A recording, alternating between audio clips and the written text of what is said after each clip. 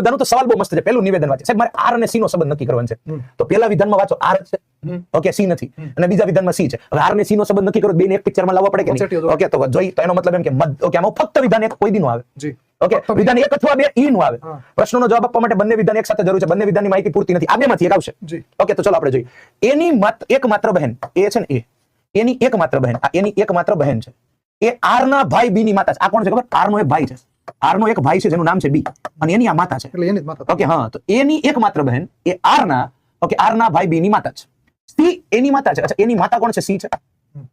એને એક જ પૌત્ર બી છે. એને એક જ પૌત્ર બી છે. ભાઈ પૌત્રમાં દોહિત્ર લખેલું હોવું જોઈએ, પણ આમાં પૌત્ર કીધું એટલે બે એક જ થાય. આપણે પૌત્ર અને દોહિત્ર બે એક જ સમજવાનું. તો એને એક જ દોહિત્ર બી છે. તો આ તો દોહિત્રી હોય ને? આ તો દોહિત્રી હોય ને? હા, કારણ કે એને એક જ પૌત્ર એટલે એનો મતલબ દોહિત્ર. પૌત્ર અને દોહિત્ર બે એક જ સમજવાનું.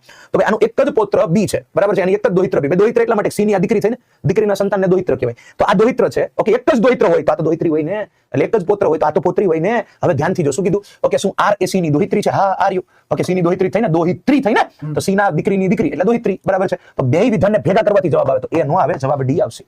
સાચો જવાબ ડી આવશે. ઓકે, ચલો આગળ વધીશું. નેક્સ્ટ પ્રશ્ન પર આગળ વધીએ.